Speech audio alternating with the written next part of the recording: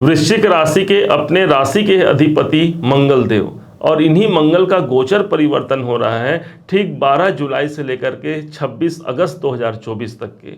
वास्तव में देखा जाए तो ये एक ऐसा समय होगा जहां पर मंगल की एनर्जी देवगुरु बृहस्पति के संग मिलकर के आपके भाग्य की जागृति करा जाएगा। क्या होगा, कैसे होगा, इसी बात को हम समझने और जानने वाले हैं। समझते हैं कि सातवें घर पर इसका जो गोचर हो रहा है इसका क्या प्रभाव पड़ेगा आपके अपने वृश्चिक राशि के अनुसार।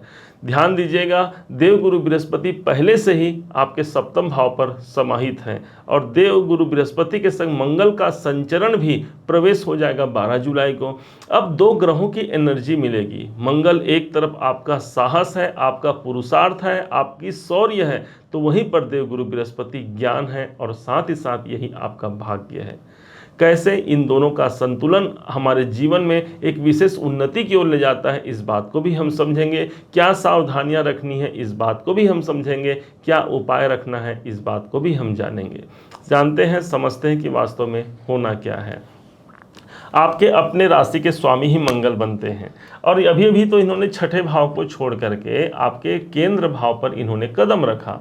अब देखा जाए तो मंगल के पास वो एनर्जी है कि मंगल जहां पर जाते हैं अर्थात वृश्चिक राशि अपने आप को वहां पर ले जाते हैं, अर्थात आपकी राशि के स्वामी हैं। तो ये एक ऐसा समय होगा जो कैरियर के दृष्टिकोण से काफी महत्वपूर्ण होने वाला है। कारण इसका ये है कि दसम भाव से दसम भाव है सप्तम भाव, और इस कारण से कैरियर के लिए, आपके बिजनेस के लिए ये काफी महत्वपूर्ण हो जाता है, क्योंकि सप्तम भाव मेरा बिजनेस को प्रदर्शित करता है। कोई अच्छे युक्ति से युक्त हो सकते हैं आप। इस समय पर ज्यादा अपने आप को एनर्जिक फील करेंगे अपने कार्य क्षेत्र को लेकर के, अपने दाम्पत्य जीवन को लेकर के, क्योंकि दाम्पत्य भाव का स्वामी ही इस भाव, मतलब आपके लगन के स्वामी ही दाम्पत्य भाव पर उपस्थित हैं। इसलिए हम कहाँ चले गए, अपने जीवन साथी या जीवन संगिनी को लेकर के। इस समय पर प्रेम की परिकाष्ठा काफी मजबूत रहेगी।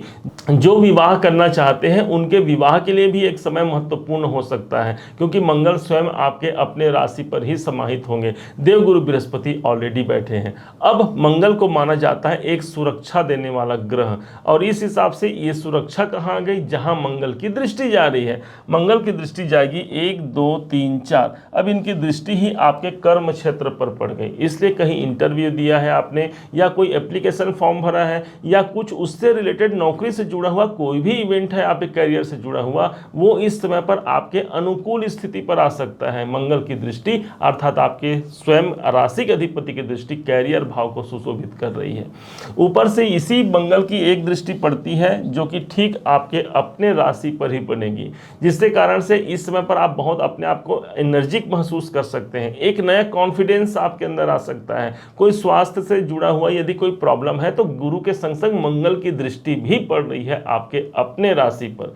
अब मंगल के पास एक दृष्टि और है, और वो दृष्टि है इनकी 8वीं दृष्टि, जो कि कुटुंब भाव पर पड़ रही है। ये चीज हमें ध्यान देने की आवश्यकता रहेगी। मंगल की दृष्टि 8वीं दृष्टि है ना भाई, तो इसलिए कुटुंब में, अपने परिवार में कोई माहौल खराब हो सकता है। इसलिए अब ध्यान भी हमें रखना पड़ेगा कि भाई हमारे तरफ से वो ना हो, क्योंकि मंगल के पास एनर्जी, मंगल लड़ाई भी है, तो इसलिए कौटुंबिक युद्ध यहाँ पर आ सकता है। इसके लिए हमें सचेत रहने की आवश्यकता पड़ेगी। अब चूंकि यही लड़ाई आ गया हमारे द्वितीय भाव पर, द्वितीय भाव पर जो कि धन का स्थान होता है, तो ये अच्छा हो गया कि मैं अपने धन की प्राप्ति के लिए, मेरा धन कहीं रुका हुआ है, मेरे धन से जुड़े हुए कोई ऐसे कार्य हैं जो मेरे अनुकूल नहीं हो रहे हैं, जबकि मैं उसके लिए एक अनुकूल स्थिति को प्राप्त कर चुका हूं पहले, तो ये एक ऐसा समय होगा कि उसके लिए आप इस समय पर लड़ाई कर पाते हैं, लड़ पाते हैं, चाहे वो मौखिक रूप से हो या फिर लेखन के माध्यम से हो, क्योंकि तीसरे घर के कारक माने गए हैं मंगल को। इसलिए इस समय पर जो लड़ाई करना है आप ऑनलाइन युद्ध कर सकते हैं, और वैसे भी युद्ध किसी भी कंडीशन पे अच्छा नहीं होता, आपको इससे दूर रहने की यहाँ पर सलाह देते हैं। अब इसी के साथ साथ देवगुरु बृहस्पति के पास अभी जो इनका जो प्रभाव है वो 15 डिग्री के आसपास देवगुरु बृहस्पति पहुंचने वाले हैं। अब माना जाता है ज्योतिष में कि कोई ग्रह जब अपने 12 से 18 डिग्री पर होता है तो उनके पास फल देने की जो क्षमता है वो काफ़ी अधिक होती है। इस कारण से गुरु के पास वो प्रभाव अधिक बढ़ गया। अब गुरु कौन है, तो आपके स्वयं के एक योग कारक ग्रह बनते हैं, और इसी कारण से इनकी दृष्टि जहाँ पड़ती है उस उस भाव को भी ये मजबूत बनाएंगे। और विशेष बात आप समझ लीजिए कि ये जो गुरु का जो अभी दृष्टि प्रभाव है, ये सिर्फ अभी तक ही नहीं बल्कि आने वाले कल तक अर्थात मई 2025 तक के इसका प्रभाव आपके इसी स्थान सप्तम भाव को छोड़कर गुरु देवता जानने वाले कहीं नहीं है।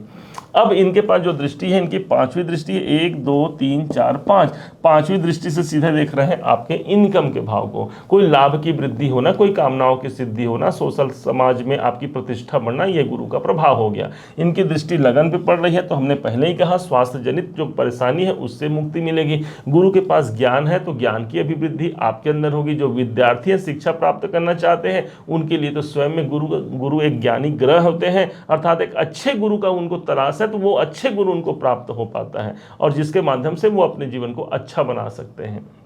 अब गुरु के पास एक नौवीं दृष्टि होती है।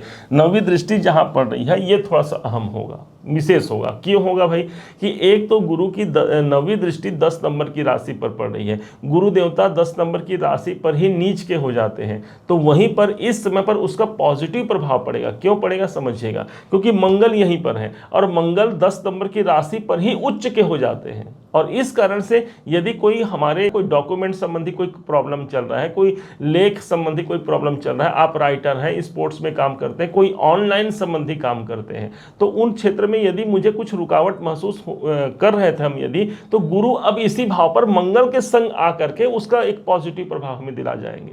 तो कुल मिलाकर के यदि ये गोचर लिया जाए तो वृश्चिक राशि के लिए काफ़ी महत्वपूर्ण कुछ अच्छे सुखद स्थिति को यहाँ पर प्रदर्शित करा सकता है। अब क्या ऐसा किया जाए जो इसी गोचर में हम एक शुभत्व की वृद्धि को करा पाएँ, इस गोचर को हम श्रेष्ठ बना पाएँ, कोई अच्छे संबंध इस समय पर हमारे कायम हो पाएँ। ध्यान दीजिएगा, मंगल का दूसरा रूप ही हनुमान जी है। हनुमान जी के कारक माने गए हैं मंगल को, और मंगल को कहा गया है कि ये सभी प्रकार के संकटों से मुक्ति के लिए हमारे अंदर वो साहस देते हैं। और इसी कारण से हनुमान जी को कहते हैं संकट कटय मिटय सब पीरा, जो सुमिरत हनुमत बलबीरा। तो हनुमान जी की कृपा जरूर लीजिए। उनके सुंदर कांड हनुमान चालीसा का पाठ यदि आप करते हैं, बहुत अच्छी स्थिति आपको ये समय ये गोचर आपको देखने को मिलेगा। यदि नहीं भी करते हैं तो इस गोचर में आप प्रारंभ कर दीजिए। माना जाता है कि हनुमान जी महाराज सभी प्रकार के बाधाओं को हमसे दूर करते हैं, और जब एक आपके इष्ट परमात्मा आपके लिए कृपावान हो जाए तो संसार में फिर ऐसा कोई काम नहीं जो आप नहीं कर पाते। जा पर कृपा राम की होई, ता पर कृपा करहि सब कोई। और इसी नारायण के रूप या नारायण के ही प्रतीकात्मक ग्रह माने जाते हैं देवगुरु बृहस्पति। तो इस समय पर भगवान नारायण का मंत्र जाप भी आपको बहुत उत्तम स्थिति को प्रदान करा सकता है। उम्मीद है आप सबने इसे समझा, आप सबने इसे जाना है। यदि आपने इसे समझा है, जाना है, मेरे समझाने का प्रयास यदि आपको सार्थक लगा हो, मेरे समझाने का तरीका यदि आपको सार्थक लगा हो, तो हर बार की भांति इस बार भी अपना प्यार भरा लाइक और कमेंट करना कभी मत भूलिएगा। और हाँ, यदि अभी तक आपने चैनल को सब्सक्राइब नहीं किया है, सब्सक्राइब जरूर कीजिएगा। पुनः एक बार फिर आप सभी का दिवस बहुत मंगलमय हो, इन्हीं शुभकामनाओं के साथ। जय श्री राम।